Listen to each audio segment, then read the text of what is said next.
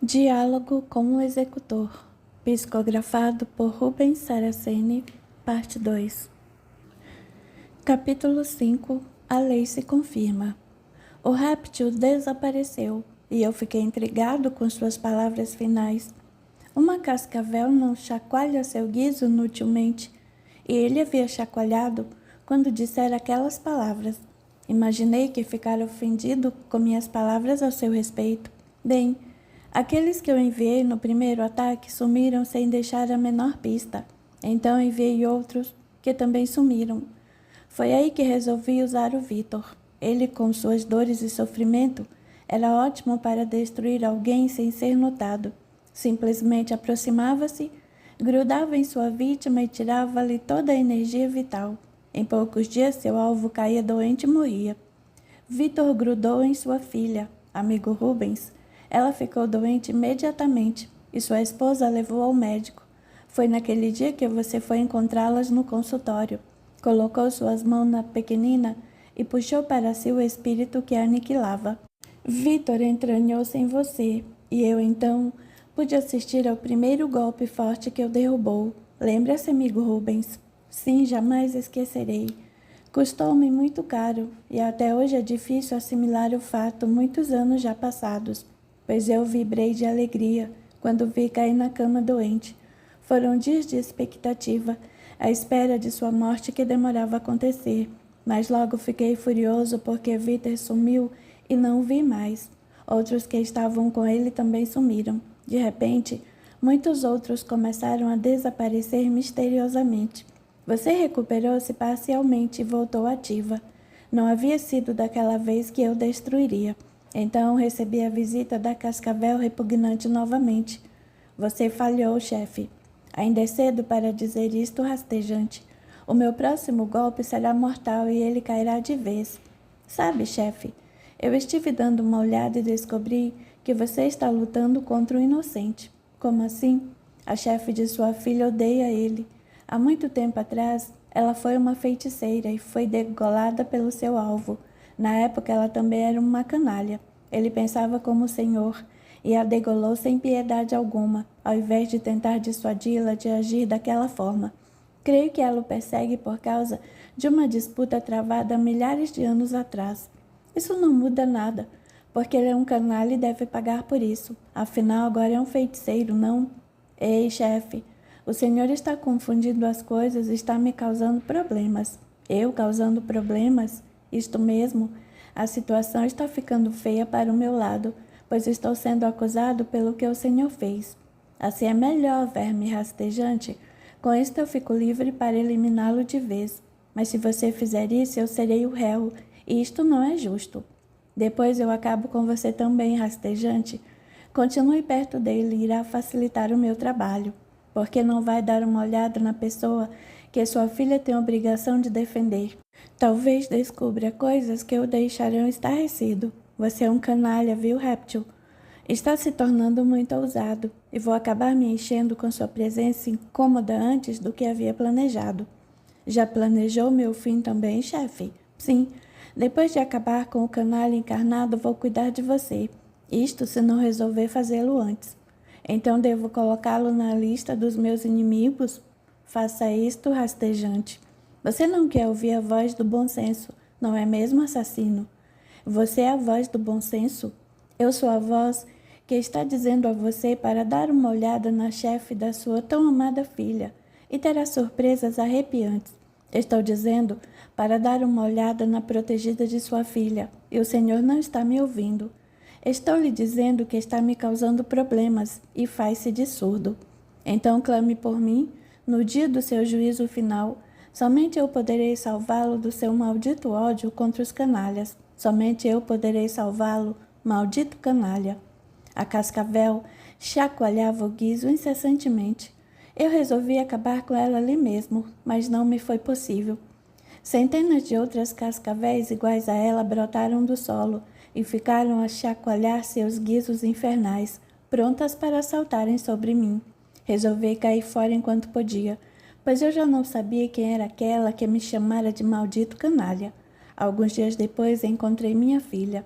Ela havia conseguido algum sucesso no objetivo de prejudicá-lo no seu trabalho e estava confiante em que logo o arruinaria de vez. Traçamos uma estratégia comum onde eu teria por incumbência destruir-lhe a saúde e ela as economias. Tudo ia muito bem, até que, sem mais nem menos, ela e toda a sua falange de auxiliares sumiram sem deixar vestígios. Eu a procurei por todos os lugares imagináveis e nem sinal dela. Resolvi falar com sua chefe. Encontrei uma mulher furiosa, que o odiava 1000 vezes mais que eu. O maldito sumiu com várias auxiliares minhas, e não só com sua filha. Ele ainda irá me pagar por mais esta ofensa. Qual o motivo do seu ódio por ele? O canalha tirou-me o direito de viver na carne há muitos séculos atrás. Um dia vou tecer em minha corrente, e então o arrastarei por todo o inferno, apenas para alegrar-me com sua destruição. Antes ele será meu, pois sumiu com a minha filha. Vá até ele e mate o Mário. Vai, traga-me o canalha. Vou fazer isto agora, dona, não se preocupe. Só que quando eu der a você, já não servirá para mais nada. Não importa como traga, eu aceitarei de qualquer jeito. Se quiser, leve uma legião com você. Aqueles que levarei comigo até você os teme, dona. Ótimo, Mário. Mas antes disso e de vez, vamos nos divertir um pouco? Isto aqui está um tanto monótono. Fomos em busca de diversão numa boate na crosta terrestre. Foi minha última noite de diversão, porque quando reuni o que havia de pior no inferno e parti para o ataque fulminante, vi à sua volta vários protetores luminosos, mas não me detive diante a presença deles e começamos a irradiar pesado contra você e sua família. Foi naquela noite em que seu guardião riscou um ponto cabalístico e queimou pólvora sobre ele. Lembra-se, eu não percebi antes que fosse tarde. Quando me dei conta, já estava preso numa armadilha mortal e me vi jogado no meio do ponto cabalístico. Ainda ouvi a gargalhada do seu guardião quando incendiou o ponto mágico. Eu me lembrei que aquela gargalhada era igual à gargalhada do rastejante cascavel, mas nada mais pude pensar. O fogo queimou meu corpo espiritual. Numa fração de segundos, toda a dor que eu já sentira não era nada, comparada à dor do fogo me consumindo. Tudo que eu já sentira em décadas simplesmente não havia sido nada, porque agora eu chegava às raias da loucura, tão intensa era a dor. Eu rei de dor e desespero, e fui lançado no espaço sem fim, indo cair aos pés do tal guardião que eu vira conversando com meu chefe, e que comentei linhas atrás. Meu corpo espiritual simplesmente não mais existia. Onde deviam existir pernas, braços, tronco e etc., eu só senti uma dor horrível. Eu urrava de dor, e o que eu vi eram gargalhadas e deboche. Ainda ousei gritar. Malditos canalhas, vocês me pagam um dia desses. Mas o que aconteceu a seguir indicou-me que eu devia calar-me. Um bando de cães negros, a um sinal do tal guardião, saltaram sobre o que devia ter sido meu corpo carnal e cravaram suas presas medonhas. Eles transmitiam ódio e prazer ao destruir-me.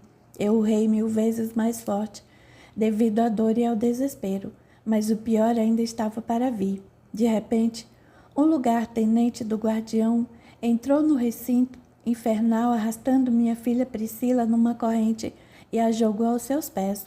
Ela dava gritos de pavor. Logo outro entrou com Vitor noutra corrente com 2 pontas. Na outra ponta estava minha esposa.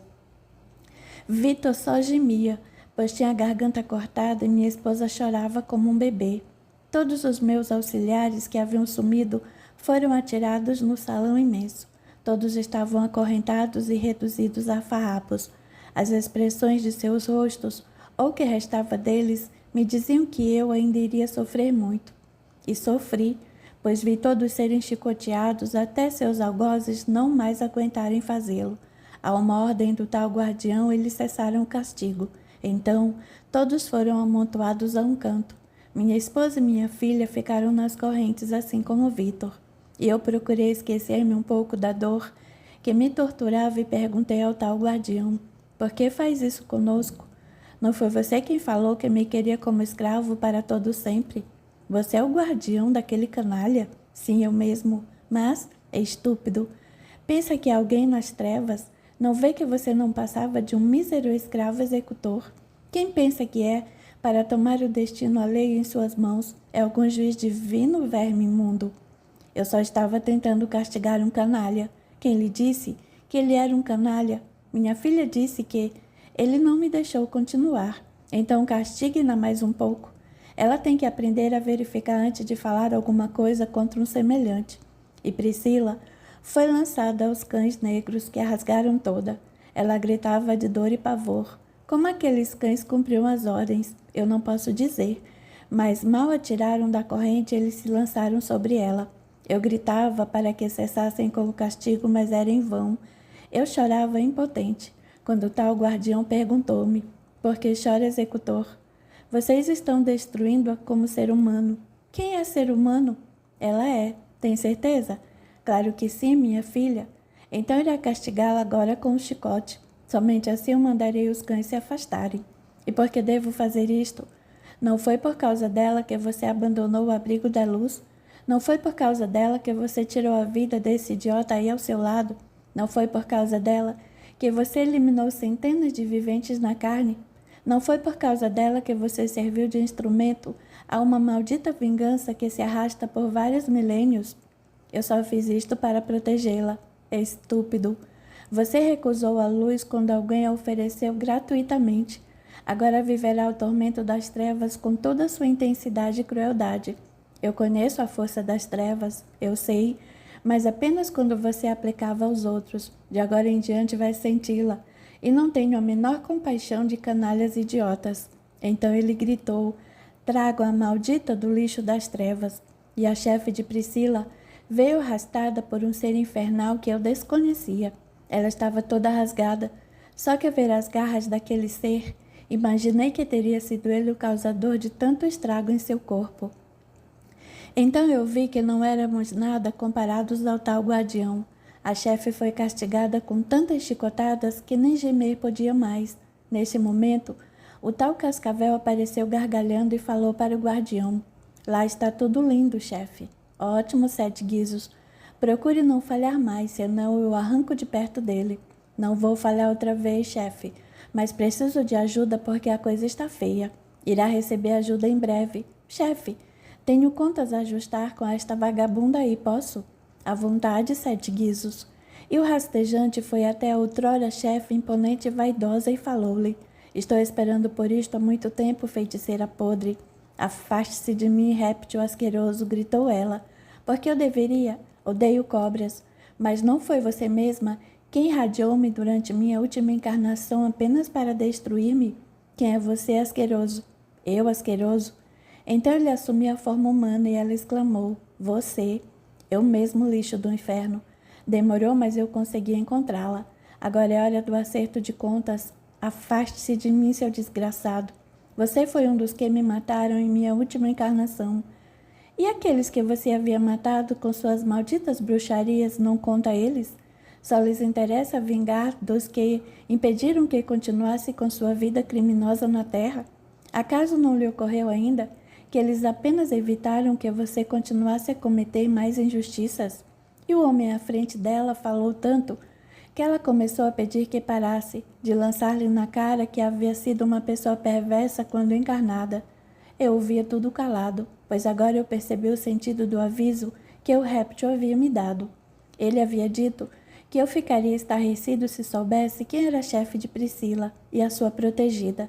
Algo me dizia que eu fazia parte de todo aquele grupo de espíritos derrubados pelo ódio. Não demorou muito para que eu começasse a ser atormentado com acusações reveladoras. Quando ele deixou a chefe de Priscila em paz, virou-se para mim, e uma de suas cascavéis saltou sobre mim, cravando-me suas presas. Eu gritei de dor e medo. Picou-me várias vezes seguidas, e pude ver em seus olhos oblíquos um ódio milenar. Quem é você, réptil asqueroso? Ele assumiu sua antiga forma humana, mas eu não o reconheci e perguntei: quem é você? Vamos, diga-me. Por que me odeia, verme? Não se lembra mais, não é mesmo? Eu não o conheço, cão danado, porque me ataca com tanto ódio. Agora você não se lembra, não? Eu vou fazê-lo rememorar quem sou eu, assassino. Ele pediu auxílio ao tal guardião. Chefe, pode refrescar a memória deste miserável? Com prazer, Sete Presas. É hora da transformação deste canalha toda. Ele tocou em minha cabeça e fui despertado para o passado em instantes. Vi o homem à minha frente transformar-se em um negro de 300 anos atrás, mais ou menos. Vi minha filha querida Priscila como uma escrava negra muito bonita, e vi Vitor como meu próprio filho, que gostava, ou melhor, amava a negra. Vi minha mulher da última encarnação como uma amante mestiça, e a minha pequenina Eliana como minha esposa na encarnação anterior. Também vi como torturei o negro, que já fora pai de Priscila. Eu usava como jagunço caçador de fugitivos, e por ordens minhas, ele matou muitos, que não se resignavam com a escuridão. Vi como veio pedir-me para deixar meu filho casar-se com sua linda filha. Eu não só impedi o casamento, como matei e passei a afastar Vitor da escrava. Tanto fiz que ele acabou se suicidando. Então, eu fiquei com a bela negra para mim. Eu, que já tinha uma mestiça como amante, vi como a antiga amante a apunhalou por ciúmes. Eu a castiguei tanto que ela também veio a morrer. Vi como minha pequena Eliana, outrora minha esposa, ficou doente e eu lhe neguei socorro. Voltei um pouco mais no tempo e vi quem havia sido meu pai naquela encarnação, meu amigo. Quem era seu pai, amigo Mário? Você havia sido meu pai, meu amigo. Eu estava tentando destruir aquele que um dia havia me acolhido como filho e que me deixara com uma imensa fortuna. Eu não ouvi seus conselhos e, em consequência, me perdi no momento de fraqueza da carne. Vi também que havia sido meu protetor até o ano de 1948. Dali por diante, eu perdi como protetor e não o vi mais. Hoje, analisando tudo com calma, vejo que foi naquele ano que minha vida sofreu uma forte transformação para o pior. Eu perdi a posse da agência importadora para o meu sócio e passei a ser seu empregado. Sim, foi depois que perdi meu protetor que minha vida sofreu uma transformação.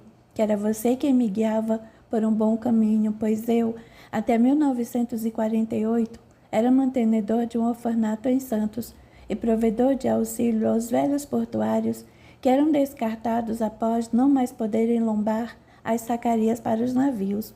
Como num passe de mágica, eu fiquei arruinado e vendi minha sociedade na agência importadora e exportadora para saldar dívidas e mais dívidas. E sabe quem estava atuando neste sentido contra mim? Não, meu amigo. A chefe de Priscila, a mesma quem eu ajudara no propósito vingativo contra você. Interessante. E quer saber mais? Diga. Ela, no tempo em que era uma feiticeira e que você a degolou, havia sido minha esposa. E veja que isto foi há milhares de anos atrás. Somente ela foi degolada, pois ele deu ouvidos ao chamado à razão que você havia enviado a nós dois. Ela odiou-me por todos esses milênios. Enquanto você me auxiliava, de encarnação em encarnação, a resgatar meus erros, ela procurava me lançar nas trevas. Assim foi por milênios afora. Mas uma coisa é certa, ela me queria ao seu lado, e como não podia ir para a luz, tentava me puxar para as trevas. Era por isto que ela sempre me convidava para nos divertirmos, com os frequentadores de lugares onde só vibrava um desejo e prazer. Eu sentia como ela se alterava quando eu acompanhava Priscila até o seu domínio no lado escuro. Também recebia dela toda a atenção que só uma amante carinhosa sabe dispensar a um visitante. Ela protegia Priscila para ter-me ao seu lado e usava nós dois para destruí-lo em sua sede de vingança multimilenar. Só então eu compreendi tudo. Eu devia ter ouvido as palavras do irmão Fernando, o superior do abrigo que me acolheu, e a minha pequena Eliana. Sabe de mais uma coisa o quê? O superior Fernando havia sido meu irmão naquela encarnação, e foi com seu auxílio que ele iniciou aquele abrigo no começo deste século.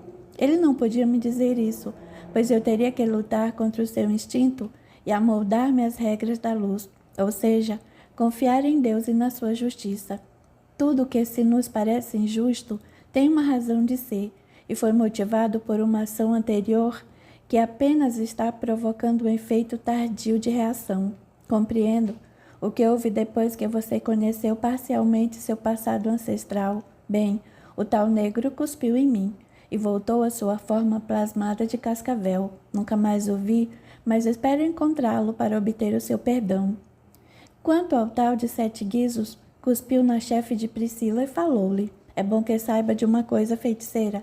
De hoje em diante não sou eu quem deve sentir medo.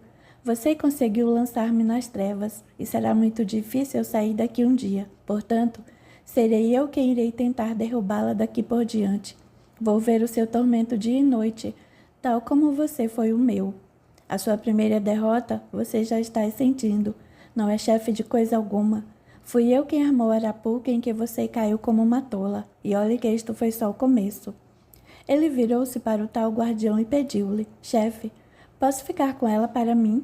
Negativo, 7 guizos. Ela é minha a partir de agora e vou transformá-la. Mas, chefe, sem discussões, 7 guizos. Se eu me cansar dela, então darei a você. Ótimo, chefe. Vou ficar esperando. Sei que não vai suportar olhar para esta imunda por muito tempo. Então, e só então, minha vingança terá início. A mulher gritou de pavor. Quando ele gargalhou, voltou à forma de cascavel, cravando-lhes as imensas presas num dos dilacerados seios. Quando se afastou, disse-lhe: sinta como é delicioso o beijo de ódio de uma serpente feiticeira. Quando você for minha, irá inundar-se do prazer que tenciono proporcionar-lhe. E isto se restará algo do seu tão horrível corpo, pois seu castigo ainda não começou. E o que provou até agora foram só carinhos dos 7 garras. Imagine quando ele deixar de ser carinhoso e ficar enfurecido. Não, gritou ela, não me faça mais mal. Já sofri muito nas garras desse ser infernal. Então, o tal guardião gritou irado. E quanto aos infelizes que queriam apenas elevar-se um pouco diante da lei maldita? O que me diz disso? Porque agora só pensa em sua própria existência maldita. Por acaso se achava no direito de derrubar a quem não lhe agradasse? Pois agora chegou a sua vez de provar o seu próprio feitiço. E olhe que ainda não comecei com você. Não faça mais mal a mim, e eu servirei para todo sempre. Isso você fará enquanto a lei assim ordenar, pois foi ela quem lhe ordenou que a transformasse. Agora você sentirá em seu corpo todo o mal que causou aos encarnados e aqueles que você iludiu nas trevas. Quem é você para julgar-me e executar-me? Exclamou ela. Eu não a julguei, feiticeira. Alguém do lado luminoso ordenou-me que a transformasse, e é o que eu vou fazer. Quanto a mim, não tomo iniciativa própria, porque não me compete julgar ninguém, mas aqueles que a lei joga em meus domínios, eu os transformo em pouco tempo. Mentira! Você é só mais um dos meus inimigos ancestrais. Isto é verdade, mas ainda que eu pudesse tê-la destruído há muitos milênios atrás, não ousei fazê-lo, porque sabia que um dia ajustaríamos nossas contas pendentes. Isto não é justo, gemeu ela. Como não? Eu jamais a persegui, ainda que tivesse bons motivos para fazê-lo. Eu fui justo e paciente, pois conheço a lei que rege o erro e a justiça no seu reparo. E um dos meus artigos diz o seguinte: quem fez o mal irá repará-lo, até quem bem o transforme. Pois agora você irá transformar o mal que me causou em meu próprio bem. Irá me servir até que a lei venha tirá-la dos meus domínios. E veja que se a lei demorou 7.000 anos para entregá-la a mim, no mínimo outro tanto irá demorar para olhá-la novamente. Ha, ha, ha. E ele gargalhou de prazer. Eu estremeci com sua risada, e a feiticeira gemeu diante do castigo imposto pela lei. A um sinal, o tal 7 garras cravou suas garras descomunais nela e arrastou por uma porta escura. Capítulo 6. A hora da verdade. Ainda ouvi seus urros de dor por algum tempo, mas repentinamente eles cessaram. E então voltei a me preocupar comigo, minha esposa e minha filha aprisionada ali. Assustei-me quando ele voltou seus olhos para mim e falou: agora é sua vez, ex-executor. Já perdi muito tempo com você, mas isto me dá prazer. Foi com espanto que ouvi você dizer que iria me fazer seu escravo para todo sempre. Eu não disse isto. Eu tentava me safar de sua ira. Como não? Se eu posso ouvir qualquer um que esteja nas trevas, mas não fui eu quem disse isto, pois eu ouvi isto de você várias vezes, e agora é hora de mostrar-me que não é e nunca foi nada mais que um maldito canalha que abusa do poder depositado em suas mãos. Neste momento chegou o meu chefe executor. Eu implorei seu auxílio. Chefe, ajude-me, estão querendo acabar comigo. Nada posso fazer por você, Mário, mas eu tenho servido há tanto tempo. Não pode me abandonar agora. Fui eu quem o mandou executar o protegido do guardião? Não. Então não posso fazer nada por você agora. Você está colhendo o fruto amargo da sua semeadura. Eu estava enganado, chefe. Fui iludido pelo chefe de minha filha. Azar seu, Mário. Eu sempre lhe disse que eu fizesse apenas o que eu ordenava, mas você sempre se excedia e tomava a lei em suas mãos. Você não se contentava em levar alguém para as trevas depois de eliminá-lo da face da terra. Não, você queria ser juiz, carrasco e torturador ao mesmo tempo.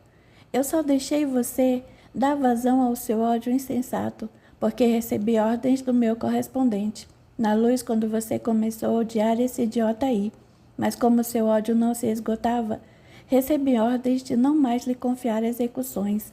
Sabia que há uma lei invisível e imutável que nos vigia segundo a segundo, Mário. E você foi colhido por ela 2 vezes. Na primeira caiu nos meus domínios e na segunda, nos domínios do guardião do canalha que você, sua filha e a chefe dela tanto prejudicaram. Ou você pensa que eu não os vigiava? O mesmo que este guardião da lei das trevas pode, eu posso, pois também sou um dos 7 guardiões da lei. Como? Você é um tolo idiota que está pagando o preço do desafio à lei. Mas, por que não fez esse guardião ao meu lado de escravo seu? Eu não sabia de nada. Então por que não procurou ouvir as palavras dos 7 guizos? Eu não imaginava nada disso. Você sabe que eu mandou preveni-lo que estava errado? Não. Fui eu, Mário. Como? Conte-lhe 7 guizos? Certo, chefe. Eu tentei avisá-lo que devia procurar saber que era a chefe da filha dele e a protegida de sua filha, mas fui ameaçado por causa disso. Então por que não lhe cravou suas presas? Em respeito àquele a quem eu protejo na carne.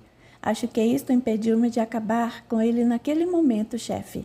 Que isto não se repita mais, 7 guizos, ou retiro minha proteção a você. Certo, chefe. Esse idiota só me causou problemas e reprimendas. O guardião na luz também chamou minha atenção. Mais uma e lavo minhas presas nele e não solto mais. Pois vai fazendo isso, idiota. Ainda tem alguém mais querendo falar com você. Quem, chefe? Ela. O tal 7 guizos arrepiou-se todo ao ver uma guardiã da lei nas trevas, olhando irada para ele. Acho que ele a temia mais que aos 2 ali reunidos e tentou justificar-se. Sinto muito, minha chefe, mas estou tendo que lutar muito para defendê-lo. Você é um idiota. Já não o avisei para ir me avisar quando isto acontecer. Está certo. Eu pensei que poderia acabar com todos eles de uma só vez. Idiota presunçoso. Se falhar mais uma vez, eu o lanço no abismo sem saída. Está certo, minha chefe. Mas vê se me manda auxílio, pois parece que todo o inferno está à procura dele. Eu mesma vou vigiá-lo dia e noite de agora em diante. Senão um dia desses alguém o arranca do corpo carnal e nunca mais o veremos. Agora suma-se e vá guardá-lo. Sim, senhora, com licença. O tal 7 guizos sumiu no espaço, e todas as cascavéis ali presentes também. Então eu falei ao meu ex-chefe: chefe, ajude-me. Irão me destruir neste lugar. Já lhe disse que nada posso fazer por você, Mário. Eu também sou um protetor do seu canalha na carne. Como é que é? Isto que você ouviu. Recebi ordens do meu correspondente na luz para não permitir que ninguém das trevas o tire da carne antes do dia fixado pela lei. Eu já não estou entendendo mais nada, gemi aflito. Por que o Senhor não me avisou do erro que eu cometia? Como? Se você destinava ódio por todos os seus poros, eu não sabia que ele também era seu protegido. Azar o seu, pois devia ter aprendido a raciocinar e perceber que se você podia tirar a vida dos canalhas é porque alguém isto permitia. Mas não, você nunca procurou saber qualquer coisa a este respeito e se satisfazia simplesmente em executá-los. Você não serve para ser um executor, porque ousou desejar fazer de escravo seu o protetor à esquerda de um encarnado e violou uma regra inviolável. O protetor não pode ter sua missão impedida por quem quer que seja. Se o encarnado ascender, ele ascende junto. Se cair, ele cai também. Isto se aplica tanto ao da direita quanto ao da esquerda. Por que só agora me falam isso? Porque você nunca perguntou antes e agora está sob os efeitos da transformação que se processará em seu mental. Como será esta transformação? Como se trabalha o ouro arrancado do meio da terra, fundindo no calor do fogo Gemi eu. E como se torna uma urna pedra bruta e preciosa, lapidando-a no esmeril, tornei a falar quase sem voz, como se torna o ouro mole em ouro sólido e forte, como as misturas das ligas. Quem são essas ligas?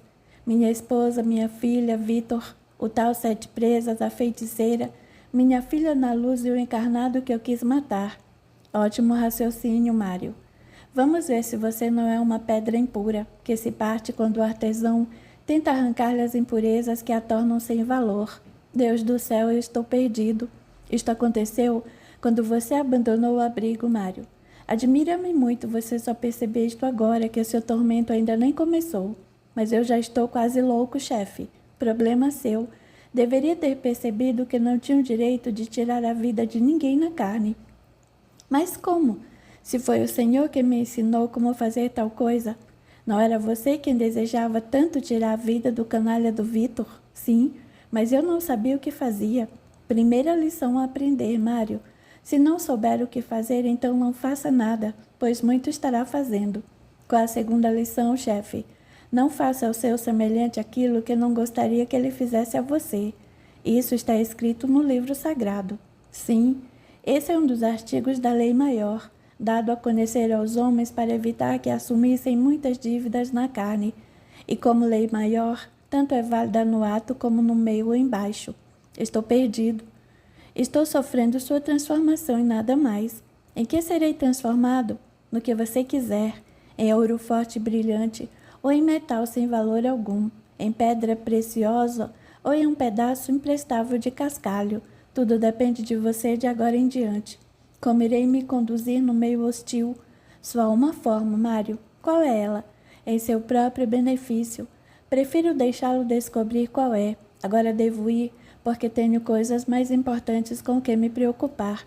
Por que veio ver meu suplício, chefe? Em respeito àquele que você e sua filha atingiram, enquanto ele está envolto pelas amarras da carne e cego em sua terceira visão.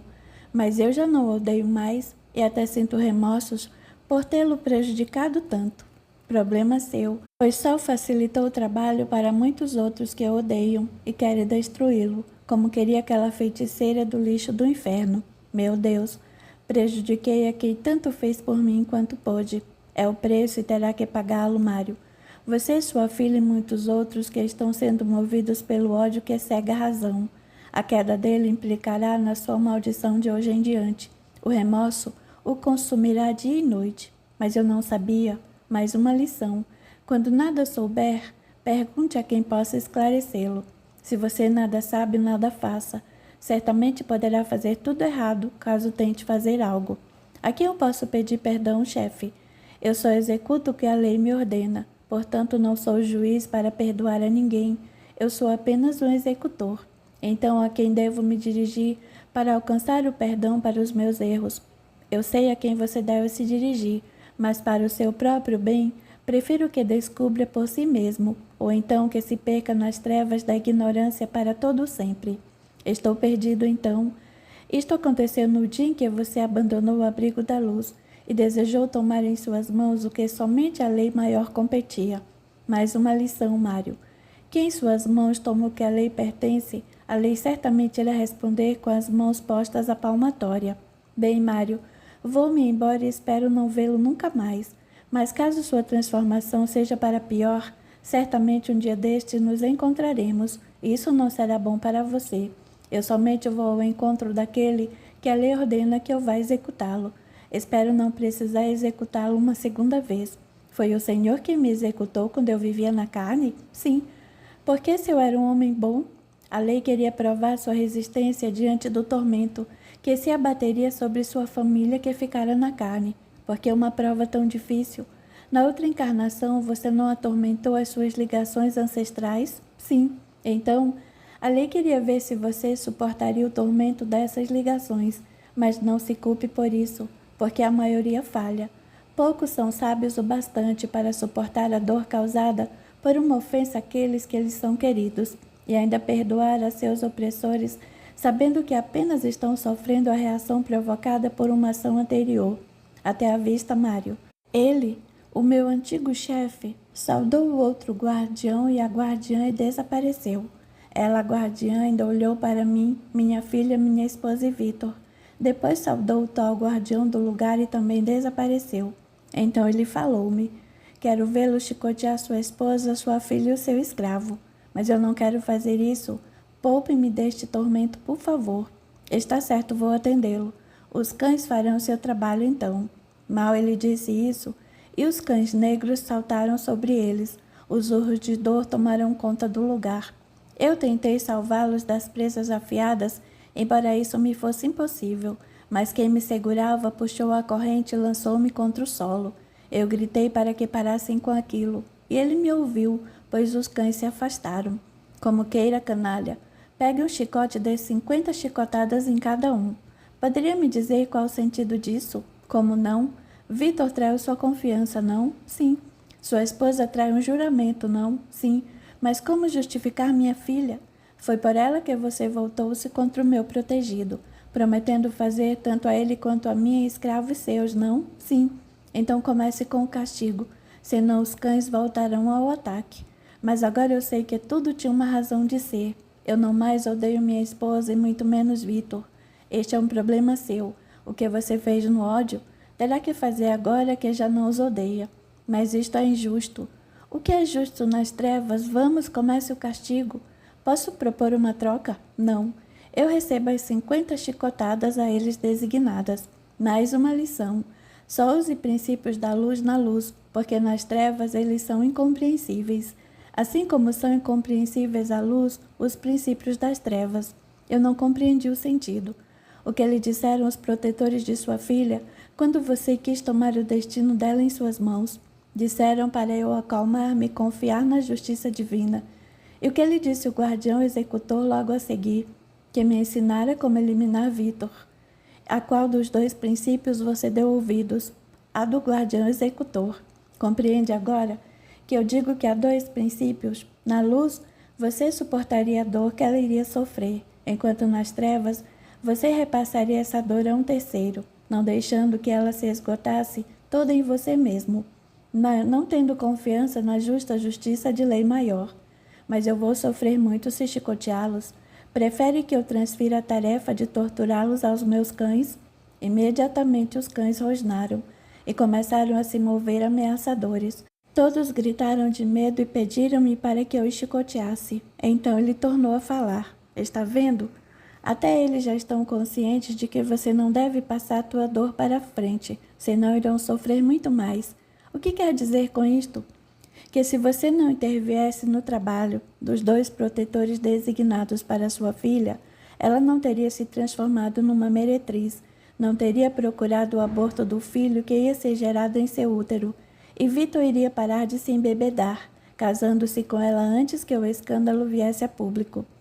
Esta foi a forma que a lei encontrou para castigar a você, que um dia os atormentara numa outra encarnação. Quanto à sua esposa, ela só permitiria que a sua filha se casasse devido ao escândalo que a gravidez causaria, uma vez que na encarnação anterior ela havia tirado sua vida. Desta vez tinha o amor da mãe geradora, a impedi-la de matar a própria filha. E quanto a Vitor, você não lhe tomou amada em outra encarnação? Nada mais justo que ele tomar-lhe a esposa, e nas mesmas condições de simples amante, que se aproveitou da mesma confiança que ele depositava em você. Na outra encarnação, foi você que o mandou para longe, e ficou com sua amada. Se o ofendeu por possuí-la, desta vez você foi o ofendido, com ele possuindo à força sua tão querida filha, que outrora fora sua bela amante, também à força. Mas é a lei. Cumpra ou a transfira aos meus cães. Mas vou sofrer muito de qualquer forma. É seu problema. Se um dia você preferiu tomar a lei em suas mãos e transformar a dor em ódio, agora terá que sentir dor no castigar aqueles que o fizeram odiar. Neste momento eu sou o agente castigador, e você escolhe se toma a lei em suas mãos ou a deixa nas minhas. Mas você é muito mais cruel que eu, irá destruí-los? Não, eu vou apenas transformá-los e nada mais, mas vai fazê-los sofrer muito mais do que eu. Isto é o que a lei teria feito, se você não tivesse intervido no seu livre e perfeito curso, pois eu não vou interferir desta vez. Se tal tarefa a você pertence, então cumpra, pois senão eu apenas estarei protelando-a mais uma vez. Muito sábia sua decisão, cães, avancem. Apesar dos gritos de minha esposa, de Priscila e Vitor, os cães avançaram e as morderam muitas vezes. Eu chorava impotente, porque outra coisa não podia fazer. Em dado momento, eles pararam e foram deitar-se a um canto. Eu, chorando de pena por tanto sofrimento, rastejei até eles e procurei consolá-los, mas foi em vão, pois não me ouviam e nem me notavam devido ao castigo recebido. Depois de um longo tempo, voltaram à consciência. Acusaram-me de tê-los deixado a sanha dos cães. Eu argumentei que não poderia mais castigá-los com minhas intervenções desastrosas. Você é que deveria ser mordido, Mário, exclamou minha esposa. Imediatamente os cães saltaram sobre mim e me rasgaram todo, o que restara do meu corpo espiritual, depois de ter sido queimado no ponto cabalístico. Eu fui levada à loucura pela dor e até perdi os sentidos. Minha esposa ficou penalizada com meu estado e gritou ao guardião. Não foi isto que eu pedi. Como não? Eu só quis dizer que ele era o culpado, pois nos ter metido nesta enrascada infernal. Como pode acusá-lo, se foi você quem se insinuou ao Vitor quando ele vinha dormir em sua casa? Ou vai negar que fingiu entrar seminua por engano no quarto a ele reservado, provocando e ousando um pouco mais, além dos olhares insinuantes que enviava a ele quando seu marido não estava por perto? Eu fui a culpada, por ele ter se envolvido comigo. Então não é o Mário o culpado e sim você, não? Sim, eu fui a única culpada, mas isto porque Mário não me satisfazia como homem. Então ele é a causa de todo o mal, não? De certa forma, sim. Então ele merece sofrer, não? Sim. Pois ele vai receber o justo castigo quando retornar à consciência. Mas por que se eu traí e não o contrário? Devido à sua traição, ele odiou e, em consequência, causou muita dor aos seus semelhantes. Nisso eu recobrei os sentidos e comecei a ser chicoteado por um carrasco. Como doíam as chicotadas, elas cortavam o fundo que restava do meu corpo espiritual. Parem. Se ele errou, foi por minha culpa, gritou Priscila. Ele só tomou a lei em suas mãos quando viu Vitor fazer-me sua amante e ameaçar-me de morte. Eu sou a culpada. Imediatamente, o tal Sete Garras cravou-lhes 2 garras medonhas, ferindo-a toda. Como era cruel e bestial aquela criatura! Priscila gritava de dor, até cair sem sentidos. Então Vitor finalmente falou. Eu sou o culpado de toda esta desgraça.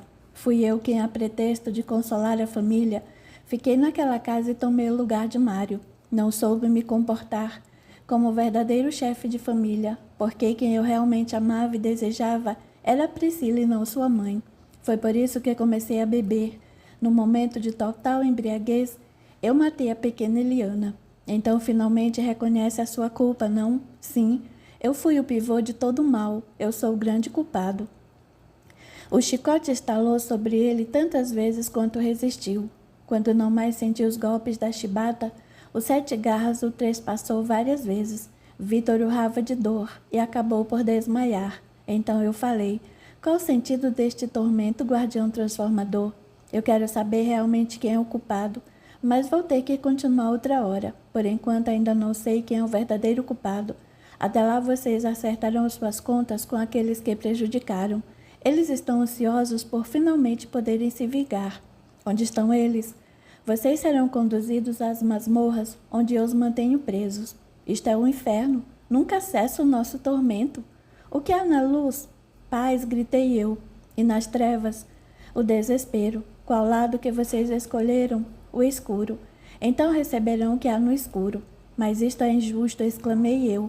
O que é justo no lugar para onde somente os injustos são enviados, porque não acaba conosco de uma vez. Fala por si só, ou pelos outros também. Por quê?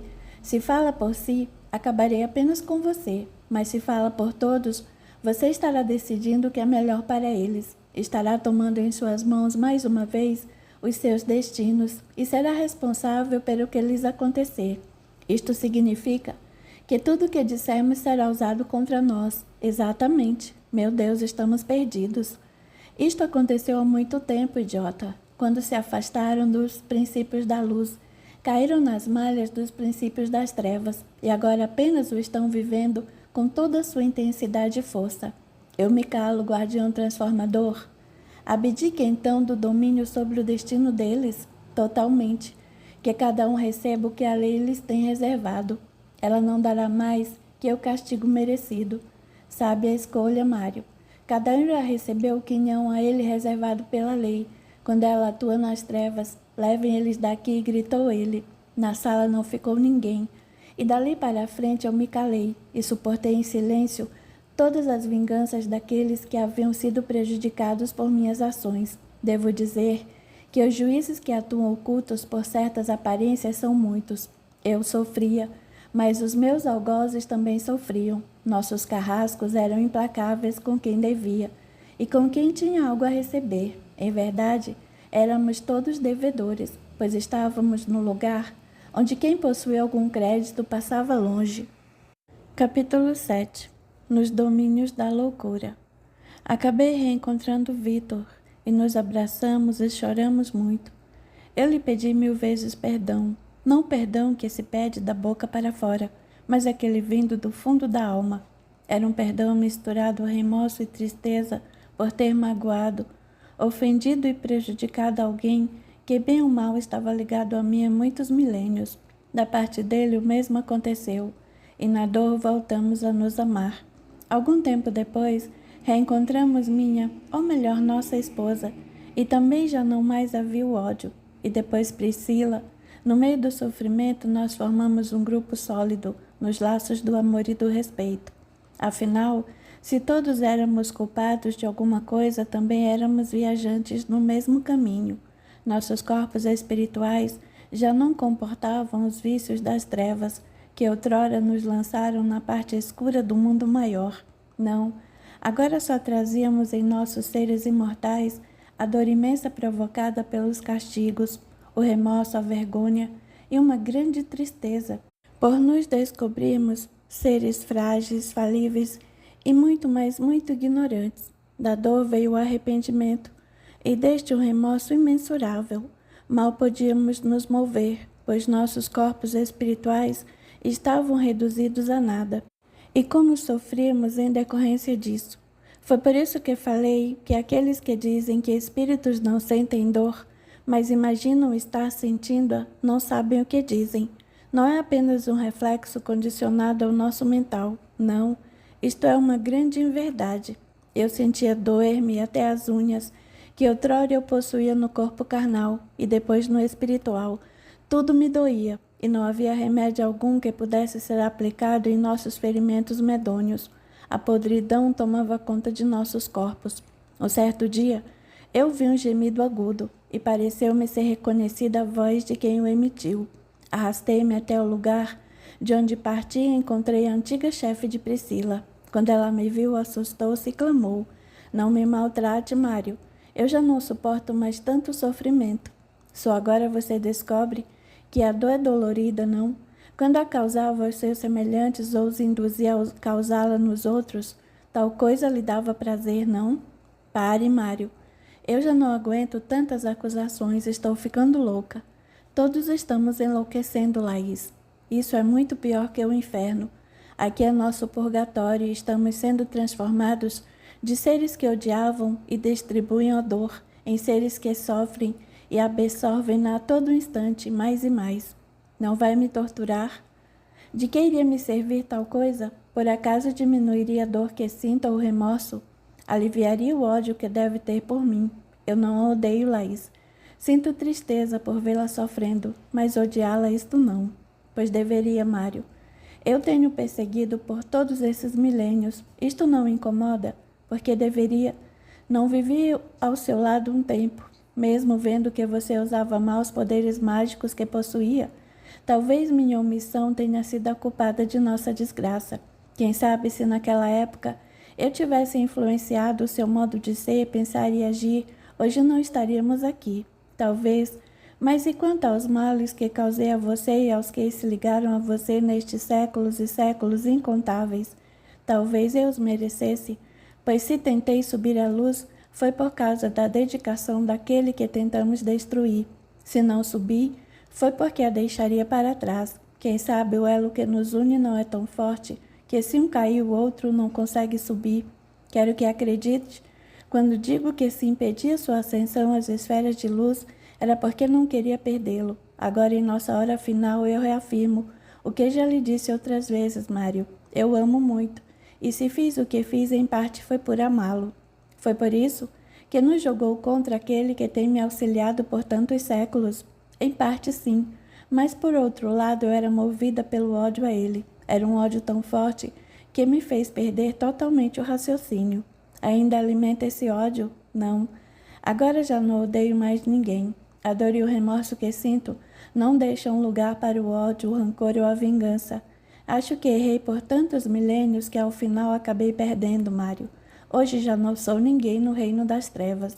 Desejo apenas um momento de paz para poder descansar um pouco sem sentir dor alguma. Como pude alimentar esse ódio por tantos milênios? Não foram dias, anos ou décadas, mas milênios. Quanta desgraça eu causei por causa desse ódio. Sabia que ele, naquele tempo, depois que deixou o corpo carnal, veio até mim muitas vezes tentando fazer com que eu mudasse de lado, através da transformação do ódio em perdão. Foram várias tentativas para fazer-me ver que eu estava errada, porque não houve uma vez ao menos. Eu o odiava tanto que a única coisa que me ocorria era encontrar uma brecha por onde eu pudesse atingi-lo, um parente na carne, um descendente, um amigo. Tudo era motivo de prazer para mim. Cada um que eu prejudicava era motivo de júbilo, como se tal coisa o tivesse atingido. Eu sinto pena dele, pois sofro muito por ver minha esposa, minha filha, Vitor, você e tantos outros infelizes sofrendo neste purgatório, em razão dos meus próprios erros. Agora eu compreendo o sentido da dor. Sinto vê-lo neste estado, Mário. Se ainda lhe for possível, perdoe-me por ter se lançado neste lugar tão terrível. Se não fosse você, seria outro. Portanto, somos vítimas de nós mesmos. Somos os nossos algozes. Isto é certo. Nós não só castigamos aqueles que odiamos, mas a nós mesmos. O guardião deste lugar tem razão quando diz que não há motivos para infringir a lei e tentar atingir a quem lhe deve algo, porque quando o tempo certo chegar, a lei lançará aos seus pés os seus devedores. Eu me julgava tão poderosa, e no entanto alguém entrou em meus domínios e acabou comigo em segundos. De dama poderosa, passei a uma sofredora purgando seus erros, e nada ou ninguém o impediu de reduzir-me ao que realmente sou, uma mulher. Eu também me julgava poderoso, Laís. Eu achava que podia tirar a vida de quem eu quisesse. Nunca me ocorreu que eu pudesse ser apenas um instrumento de algo muito poderoso, inimaginável mesmo, para mim que vivia alimentando o ódio. Eu era usado por aquilo que de maneira mais forte vibrava em meu mental, e só pude algo enquanto a lei assim o quis. Quando ela não mais me quis, lançou-me de encontro ao meu juízo final. Estranha coincidência, não? Caímos juntos no mesmo lugar. Qual será a razão? Quem realmente foram para nós dois as outras almas que acompanharam-nos nessa queda? Foram nossos filhos, naquela encarnação em que fui degolada. Eles ficaram ao seu lado quando o ultimato nos foi dado. Que ultimato? Diziam que devíamos renunciar ao nosso modo de cultivar o mundo sobrenatural e curvar-nos diante da lei do Todo-Poderoso. O Todo-Poderoso? Sim, somente Deus poderá tirar-nos deste tormento. Quem mais é senhor da lei imutável? Nós achávamos que podíamos ser a lei, não? Estávamos enganados, não? E como? A lei provou-nos que somos nada, e só nos julgamos ser algo quando interessa a ela usarmos para provar aos outros que nada são. A lei tem uma hierarquia de servidores, e quando nos excedemos no nosso grau, ela nos lança no nada absoluto. Foi isto que nos aconteceu, Laís. Nós tomamos o caminho da lei que conduz para baixo. Eu não quero cair mais, Mário. Vai ser difícil subir de agora em diante, Laís. Nós nada somos, e acima de nós há uma infinidade de semelhantes nossos, que têm motivos de sobra para nos odiar e impedir que saiamos deste purgatório. Eu vi espíritos clamando por socorro porque não resistiam mais aos sofrimentos, e descobri que estão aqui há séculos. Penso que o mesmo acontecerá conosco. Não vou resistir ao sofrimento que me aguarda. Acalme-se. Você não sofrerá mais. Aqueles que são lançados aqui não são incomodados, senão por seus próprios remorsos. Isto é válido para vocês, não para mim. Por que diz isto? Lembra-se das palavras do tal Cascavel Sete Guizos? Sim, pois o guardião deste local já se cansou de me fazer sofrer, mostrando todos os meus erros e afrontas à lei, e mandou que me lançassem neste abismo. Então você está livre de novos tormentos. Eu sei que não. Ouvi quando que me jogou aqui disse que eu já estava pronta para os 7 guizos. Não, isto mesmo. Eu já vi uma cascavel rastejando por aqui e creio que estava à minha procura. Calei-me e ocultei meu rosto para não ser reconhecida. Até quando conseguirei ocultar-me, eu a protegerei. E se preciso for, implorarei para que ele não a torture mais do que você já foi torturada pelo seu chefe. Se fizer isso, ele o torturará também. Que importa? Não vou abandoná-la neste momento, Laís. Já chega de fugir do passado. Mas você irá sofrer muito mais, Mário. Isso não é justo. Eu mereço apenas seu desprezo, depois de prejudicá-lo tanto. Talvez estivesse hoje numa elevada esfera luminosa, se não fosse minha ação implacável contra a sua acessão. Se não fosse você a me reter, outra pessoa teria sido acusada por tal coisa, quando no fundo eu sou o meu algoz. Mas eu tenho uma parcela de culpa, e não me furtarei a ela. Já me decidi a não mais reagir perante meus erros. Já não tenho forças para mais nada e vou até meu fim, pois estou cansada de combater a luz. Sabe, eu acho que algo muito forte nos une. Eu amei assim que a vi junto de Priscila. Penso que ou ficamos os dois num dos lados, ou seremos eternos errados, cometendo os piores pecados. Também acredito nisso. Eu vi mudar de aparência várias vezes quando reencarnava, e ainda assim só senti aumentar minha vontade de estar ao seu lado. A cada separação, eu sofri uma onda de ódio contra aquele que o separou de mim. Foi por amor que eu o odiei tanto. Estranho, não? Quando amamos, cometemos os maiores erros que podemos imaginar. Tudo por causa dessa fonte inesgotável que existe em nosso interior. Se ela não pode jorrar amor, transmuta-se em fonte de ódio e nos lança no pior abismo possível, que é aquele que existe em nosso mental. Como eu gostaria que tudo tivesse sido diferente. Fique comigo, Mário. Não me abandone mais, por favor. Ela estendeu seus braços dilacerados e doloridos em minha direção. Eu, à custa de muita dor, puxei-a para junto de mim e a abracei. O pior momento de nossas vidas, voltávamos a nos transmitir o amor puro sem uma mácula de desejo ou de ódio. Diga-me que não me odeia, Mário. Pediu-me isso aos prantos. Eu também me comovi e falei. Quem sou eu para odiar quem quer que seja? Não sei como, mas sinto que logo sairemos daqui, Laís. Quando isto acontecer, eu a levarei comigo e nunca mais a deixarei. Tampouco permitirei que faça algo que possa prejudicá-la novamente. Se preciso for, até lhe darei umas palmadas para que me ouça. Faça isto por mim, meu querido Mário. Os dias se passaram. Talvez fosse melhor dizer o tempo passava, pois dias como que você conhece, lá não existem. O tempo passava e de vez em quando um rastejante vinha nos ver. Ficava um longo tempo nos vigiando e depois se afastava. Isto se repetiu muitas vezes, sem nos incomodar uma vez sequer. Eu reunia à minha volta meu grupo familiar e um procurava auxiliar o outro. Foi um tempo de muito desespero, pois de vez em quando entravam alguns seres horríveis e levavam alguns daqueles infelizes que, como nós, estavam reduzidos a nada. Eles saíam gargalhando e os escolhidos chorando, porque eram conduzidos sob correntes e chicotadas, caso não obedecessem. Foram tempos de angústia, aflição, dor e compaixão. Compaixão pelos que, como cordeiros conduzidos ao matadouro, nada podiam fazer. Não sei o que se passava na mente dos outros, mas a mim causava muita pena ver como sofríamos e como éramos tratados sem a menor delicadeza. A brutalidade era a regra ali, e eu que um tempo brutalizava minhas vítimas, agora via como era terrível ouvir os gritos de medo e de dor, ver o castigo implacável ser aplicado contra quem nada podia fazer e ter que se calar porque senão seria muito pior para todos. Eu via espíritos humanos já degradados ao extremo e em franca regressão para formas animalescas virem vampirizar as últimas energias dos infelizes prisioneiros do abismo. Mal tínhamos energias para rastejar e suportar nossa pena, e ainda assim vinham nos vampirizar numa ordem exposta à da luz. Assim, na luz, o de cima doa sua luz ao de baixo, para vê-lo elevar-se. mas nas trevas o de baixo tira o que restar de força vibratória do de cima, para alimentar-se e vê-lo cair ainda mais. São os opostos, e nós estávamos no lado escuro do mundo invisível. Para ali vinham aqueles que tinham contas negras a ajustar e saciavam sua sede de vingança milenar. Vinham alguns que eu julgava serem sádicos desequilibrados, que torturavam unicamente pelo prazer de ouvir gritos de dor, contorções e espasmos dos torturados.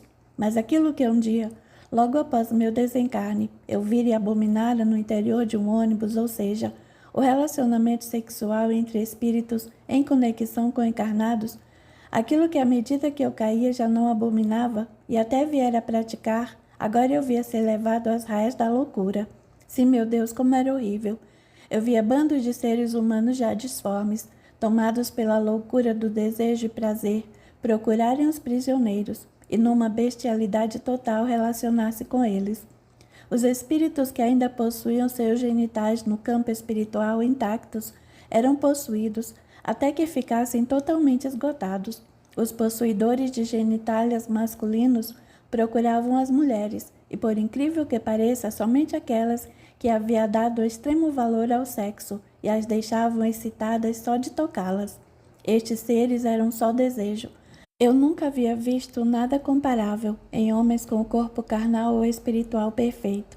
Creio hoje que estou reequilibrado, que naqueles seres caídos por vibrarem na faixa do sexo, nos limites da loucura do prazer bestial, os genitais cresciam na medida que nada mais existia. Que horror! Quem disse que o corpo espiritual não sente dor? Como elas ficavam feridas e magoadas no mais íntimo de seus seres imortais, após serem possuídas e vampirizadas daquela forma. Para elas, este era um tormento infernal, que não cessava nunca, já que mal se refaziam um pouco e novamente eram submetidas a outra sessão de humilhação, dor e prazer bestial. Eu vi como aqueles espíritos caídos numa faixa vibratória mental próxima da loucura conseguiam tirar um prazer mórbido de um ato sexual onde não havia troca de emoções ou energias, não havia amor e muito menos carinho. Não, ali havia apenas a possessão bestial de mulheres infelizes que um dia, quando na carne, haviam feito de seus sexos o objeto de suas vidas.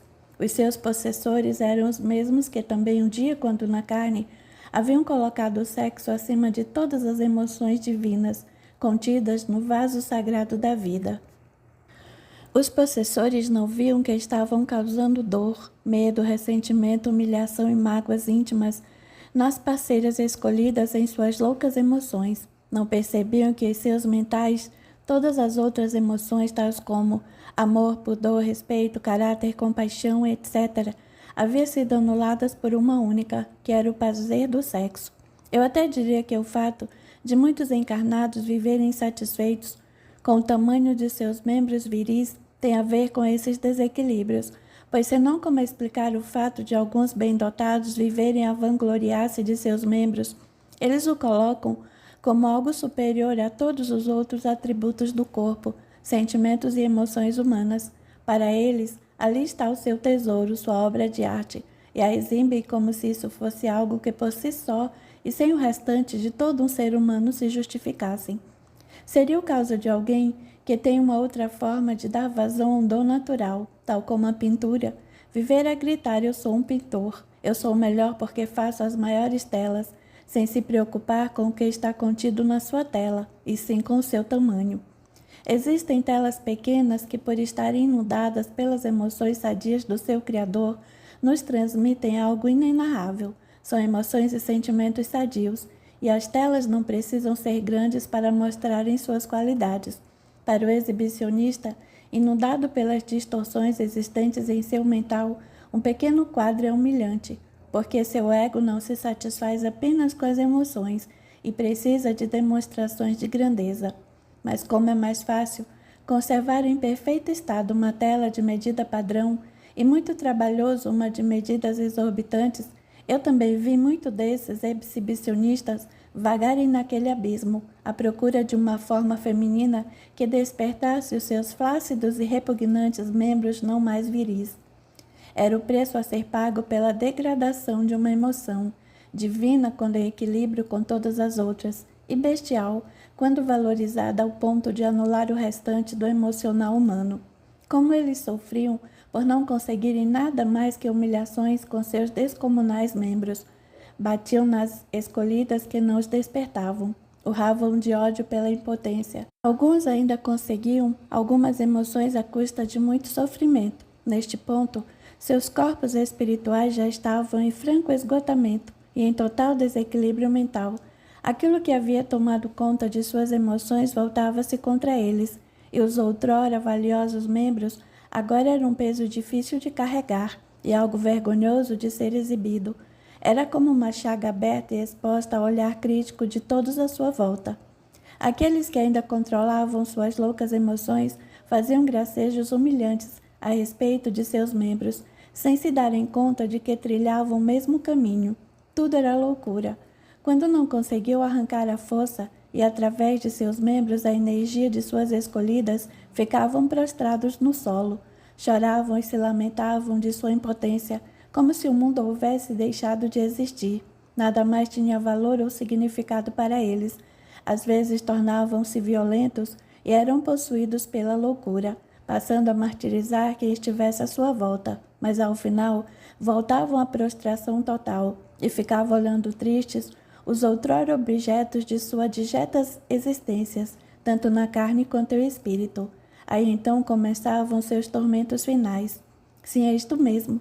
Depois, quando seus imensos membros já não conseguiam absorver energias alheias e muito menor responder aos desejos do mental, tornavam-se cadáveres inúteis, como todo cadáver o é de serem arrastados. E como todo cadáver, que é um corpo sem energia, começavam a apodrecer. Que horror! Vermes astrais, miasmas das mais diversas e nojentas formas, começavam a se alimentar dos seus descomunais membros, não mais viris e energizados pelo prazer bestial do sexo. Chagas horríveis surgiam, e pouco a pouco iam crescendo. Eram como cânceres a comê-los, urravam de dor e desespero, gritavam por socorro e o que obtinham eram chicotadas violentas dos guardiões do lugar. Alguns mais cruéis chicoteavam justamente os outrora objetos de suas adigetas existências, tanto na carne quanto no espírito.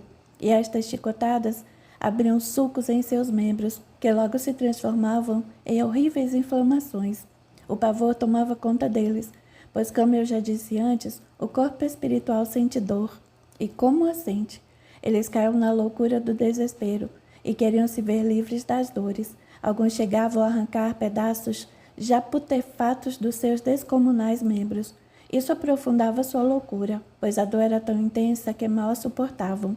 Eu acredito que todo o prazer obtido pelo sexo era transformado em dor, e assim seus mentais eram descarregados desta emoção bestial quando em desequilíbrio. Era o preço sendo pago até o último centavo. Não havia cura para as chagas surgidas, e muito menos bálsamo para aliviar o sofrimento infernal.